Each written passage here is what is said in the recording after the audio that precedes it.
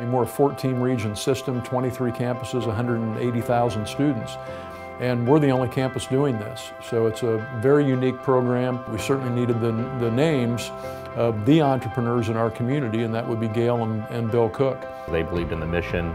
Should be a very practical and simple entrepreneurship center, not one based on theory, one based on let's do it. As soon as I read the press release in the paper that the Cook Center was being formed, I think I sent an email to the chancellor and said I'd really like to teach a class there. The very best classes that I had were ones where there was some practical experience involved. I think that's kind of what they do here. And you know, where else are you going to get that? Bloomington hosted a startup weekend, which is a global initiative that's launched in the fall to support startups. Things are moving fast, ideas are flying, so it's a pretty fun environment. And we had participation from about 40 people from around the area, some from Indiana University, some from the Ivy Tech community, and just people with a great idea who wanted to come in and incubate those ideas over 54 hours in a weekend. So far this weekend has been extremely successful. We found our web developer, our mobile app developer. We're one of the first and only community colleges in the country to host one of these, which has been fantastic. This country was built on entrepreneurship and small businesses, and the Cook Center, I think, is a really strong presence here because I've seen people come in and they have ideas, and the Cook Center is helping to develop those. We don't need a program in entrepreneurial theory. There are lots of programs like that. What we need is a program that puts tools in the toolbox of those with entrepreneurial ideas. So keep it practical, keep it simple has been our motto. I see the light bulbs going off with the students. These are the future leaders of the community here in Bloomington, and they are the business owners who are going to hire other people to work for them. And then, you know, the community outreach we've been doing has been fantastic.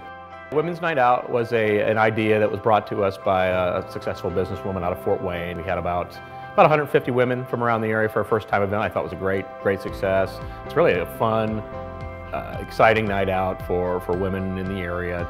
Go experience what it's like to see small businesses in action. We give you any kind of advice that we can come up with. We have experienced, professionals in this office, help you with your business plan, help you vet your concept a little bit better. We've been probably counseling about 150 people who've come through our doors in the last year and a half. We do a lot of outreach into the community for kids. Yeah, we just implemented our first Lemonade Day here in Bloomington. We had about 200 kids participate, so they have a mentor who helps walk them through a curriculum that teaches them how to plan for the business, how to budget. We got a lot of customers, okay, there'd be 2 coming, and then next thing you know, there's 5 or 6 coming, so it's and we gotta get this done. Would you like to buy some lemonade? Freshly squeezed lemonade. All profits go to charity. A ton of positive response, and it's grown exponentially just in a year. It's clear that there are very special people working with the Cook Center who have skills and, more importantly, have contacts with others who have been down the road that the entrepreneurs are now going. The whole goal was to engage the community in a broader conversation. We brought in a speaker last year, Mickey Maurer from Maurer School of Law, Indianapolis businessman, philanthropist, and he did a great job. We had 320 individuals show up talking about his top 10 things he learned in business that weren't taught in business school. We're here just providing people with practical tools to help them go out and pursue their dream. It's open to anybody. Anybody has the opportunity, no matter what level of education they're at. If you have the will and the desire. What a great thing it is, I think, that now those who have some kind of an inkling of a business that they want to start, they got a place they can turn to. We've got so much brain power here, so much creativity in Bloomington, and this is just a catalyst to turn a lot of that into business. How do you spell success? Well, sometimes that's one day at a time. And this is a place where you can put those days in a row. If you had 100 businesses every year that you made successful that would have otherwise failed, and over 10 years, and each of them hires 10 people, that's 10,000 jobs.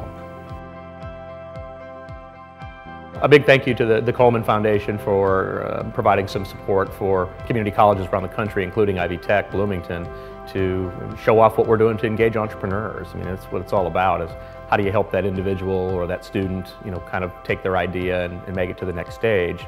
Or if they're already in business, how do you help them improve? Well, we're extremely thankful for receiving the Coleman Foundation gift last year. And we're really appreciative of all they've done.